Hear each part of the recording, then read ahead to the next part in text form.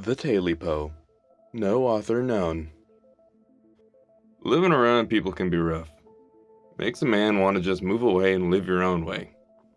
Somewhere nice and secluded, with only your closest loved ones and what you need to provide for yourself and them. And that's exactly what old Bill Smith did. He gave up all the luxuries, and if you ask me, some of the necessities of modern life. He loaded up just the barest of essentials and his 3 hunting dogs into his truck and moved way up into the North Georgia mountains. Smitty, that's what all of us folks in town called him, figured it wouldn't be much of an adjustment. After all, he did love hunting, fishing, and the great outdoors. And he did have the companionship of his 3 best friends. His dogs, I Know, You Know, and Comptico Calico. What more could a man ask for? Can grow very weary of dealing with bills, taxes, insurance, traffic, and pollution, not to mention anything about keeping food in the refrigerator. Oftentimes, the whole thing can make you want to holler, throw up both your hands. Smitty built himself a nice little cabin way back in the woods. It wasn't very big, but it was just enough for him. The cabin only had 2 rooms, one he used for a bedroom and the other for every other room. Living room, dining room, den, and kitchen. He had built himself a nice big fireplace where he could cook his food and warm his body on chilly nights.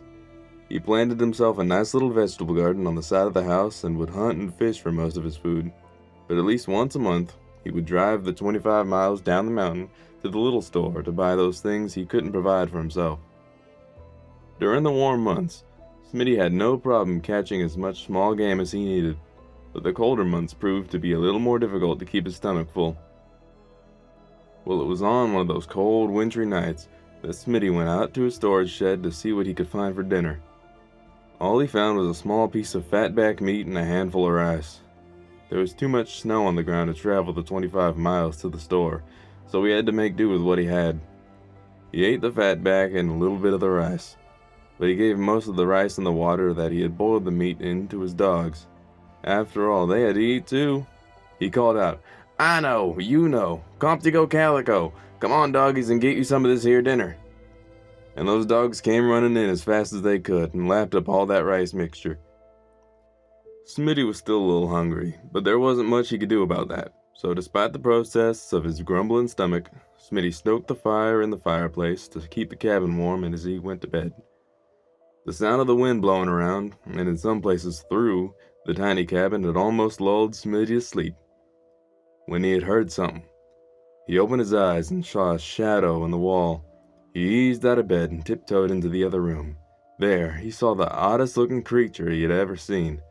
It was short, stubby, with pointed ears and short, fat feet with long claws, and it had a long, bushy tail. There was no open doors or windows, so Smitty was confused as to how the funny-looking thing had gotten in. Smitty quietly picked up his axe, crept over to the odd critter, who was devouring an insect of some sort, raised his axe, and came down squarely on the creature's tail. Smitty turned to catch the varmint, but he was too quick. It hurriedly escaped, through the wall. So Smitty was left standing there with his long, bushy tail and a blood-laden axe in his hand, with no sign of the funny-looking creature. Smitty was about to throw the old tail out the door, when his growling stomach reminded him of how hungry he still was. So he took that tail, cleaned it, cooked it with some of the herbs from his garden he had stored away, and ate it. It didn't taste that bad. Well, it kinda tasted like chicken. With his stomach finally full, Smitty got back into his warm, cozy bed. Smitty had just drifted off into a deep sleep when a strange sound awakened him. It sounded like something trying to scratch its way into the cabin. Perhaps a raccoon? Smitty knew that if he stayed real quiet, it would probably go away, so he stayed as quiet as he could. But then he heard a strange, otherworldly voice, which hissed, "Tailypo, I want my Tailypo." Smitty thought the wind was playing tricks on his ears, but he heard it again. "Tailypo, Tailypo, I want my Tailypo." Smitty jumped out of bed, flung open the door, and called out to his dogs, "I know, you know, Comptico Calico, come on over here and see what's making that noise." The dogs came running, barking and sniffing around, but they didn't find anything at all. So Smitty put the dogs back outside and went back to bed. Sleep had just eased itself into Smitty's body when he heard the voice again. This time, the scratching sounded like it was at the window. Whatever it was, it really, really wanted to get in. But the scratching seemed to be on two walls at one time. Smitty called out, "Hey, hey, hey, who's that at my door?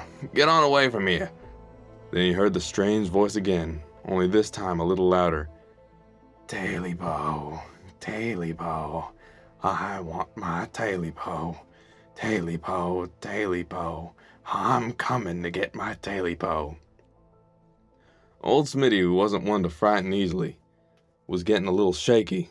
This was getting really weird. So he eased to the window and called, "I know, you know, Comptico Calico, come on over here and see what's scratching at my house." The three dogs bounded up to the porch and they sniffed around and barked and sniffed, but they never found anything at all. Smitty decided to stay up for the rest of the night to protect himself, his dogs, and his little cabin. So he pulled a chair next to the fireplace, grabbed a blanket from his bed, and settled in for the rest of the wind-chilled, wintry night. Sleep soon overtook him, and once again he dozed off. It was almost dawn when Smitty woke with a start. The sound of scratching seemed to reverberate from every area of the cabin.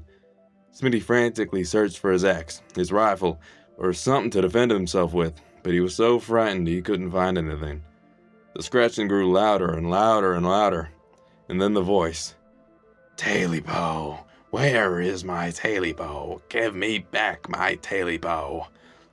Smitty yelled back, "Leave me alone, I ain't got your Tailypo." Then he called, "I know, you know, Comptico Calico, come on in here and protect your old master." This time, the dogs didn't come, so he called again. "I know, you know, Comptico Calico, don't you hear me calling you? Come here, doggies." He waited and waited, but still not one dog came a-running. Smitty had never been so scared in his life.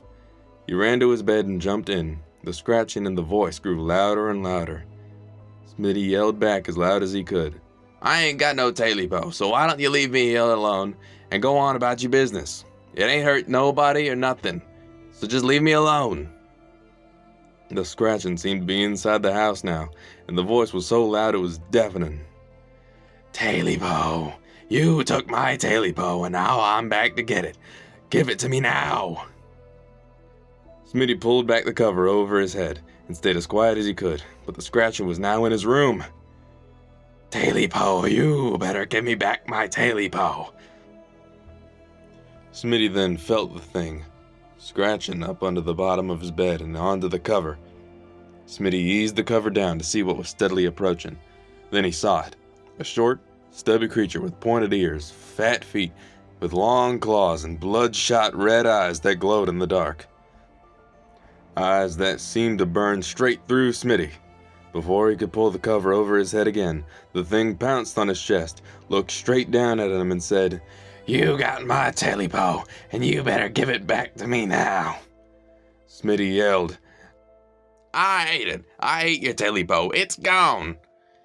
And that thing started to scratch and claw and tear away at poor old Smitty, trying to get that Tailypo back. Smitty tried to fight back, but that thing was too strong, and those claws were too sharp. Smitty's screams echoed throughout the dark mountains, then stopped, leaving a chilling silence. After a month or two without hearing from Smitty, the folks who owned the store at the base of the mountain went up to his cabin to make sure everything was alright. When they got there, they found his cabin torn to shreds, but no sign of Smitty or the dogs. They searched the woods and called for him. "Smitty, I know, you know, Comptico Calico." But they never found a thing. As the search party was heading down the mountain, the wintry wind began to blow, and a strange voice could be heard saying, "Tailypo, Tailypo, now I've got my Tailypo." Thank you for listening.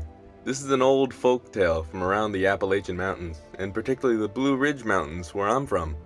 This story used to scare the pants off of me as a kid, and I hope it could creep you out as well. Like and subscribe for more old man getting, and as always, my name is Thrill, and you've been listening to Thrill's Locker.